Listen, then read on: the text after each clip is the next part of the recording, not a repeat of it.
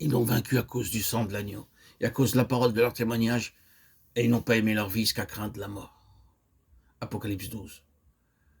Voilà une parole qui nous est bien familière. Rappelons les circonstances dans lesquelles elle fut prononcée.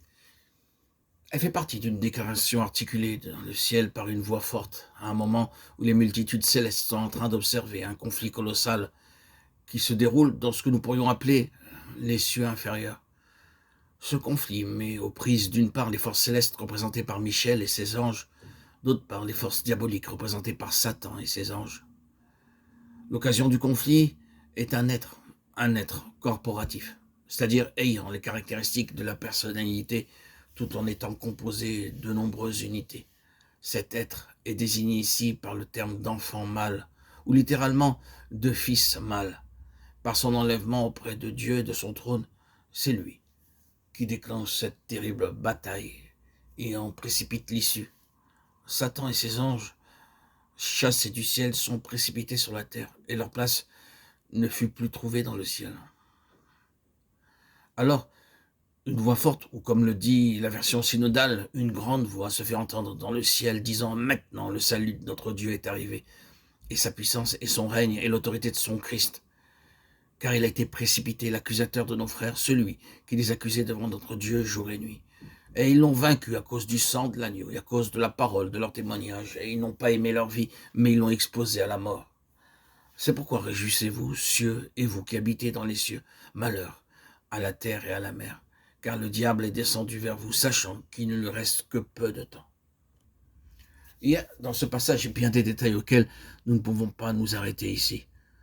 Nous enregistrons simplement le contenu de cette déclaration et l'événement qui en est l'occasion, car c'est cela et tout ce qui s'y rattache qui va faire l'objet de notre méditation. Tout d'abord, arrêtons-nous un instant au livre lui-même pour jeter un rapide coup d'œil sur l'ensemble du récit. Nous constatons que le chapitre 11 nous amène au temps de la fin. Le chiffre 7 est toujours associé à une idée de plénitude, d'achèvement, et cette 7e trompette marque la fin d'une phase de la présente économie. Le chapitre 12 du livre de l'Apocalypse traite du temps de la fin. Mais il est très important pour nous de réaliser que les chapitres 12 à 14 forment une parenthèse. Ils ne sont pas dans la ligne directe de la narration. Ils constituent une partie distincte. Insérée là, c'est la signification du mot parenthèse pour expliquer ou confirmer ce qui a été dit. Le récit en lui-même est complet, mais quelque chose est introduit par voie de parenthèse pour élucider certains faits et en indiquer le sens.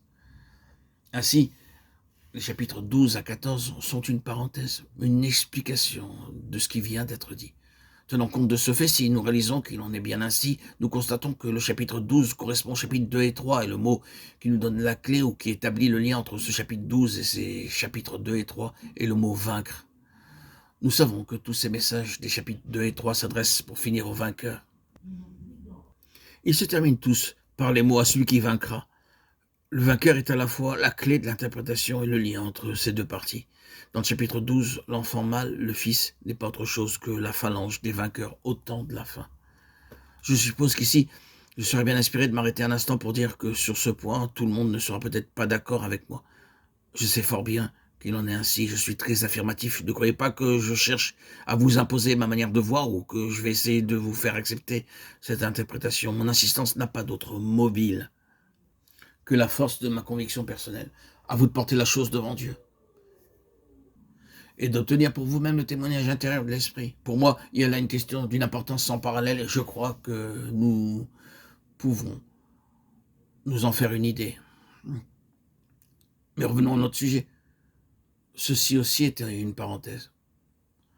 Je répète donc qu'en ce qui me concerne, je considère l'enfant mâle du chapitre 12 comme représentant le groupe des vainqueurs au temps de la fin. Je constate deux choses. C'est que cet enfant mâle fait l'objet d'une allusion au pluriel, il, ILS. Nous avons au verset 5, elle enfanta un fils, un enfant mâle.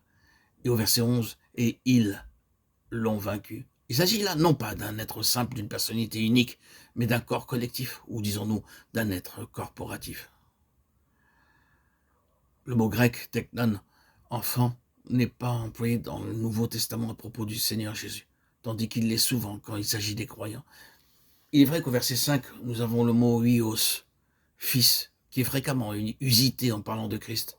Mais l'emploi combiné dans ce chapitre de Teknon, 2 fois et de Huios 1 fois, ne fait que confirmer notre point s'il ne le prouve pas, à savoir que le vainqueur, l'enfant mâle, c'est Christ, avec une phalange prise dans l'Église et enlevé jusqu'au trône avant la tribulation. Apocalypse 3, 10 et 21. Certains d'entre vous ne réaliseront peut-être pas la portée de cette conclusion, mais d'autres se rendront compte de l'importance de cette affirmation à cause de toute une école qui interprète ces événements comme s'étant accomplis au moment de l'incarnation et regarde l'enfant mâle comme représentant le Seigneur Jésus lui-même.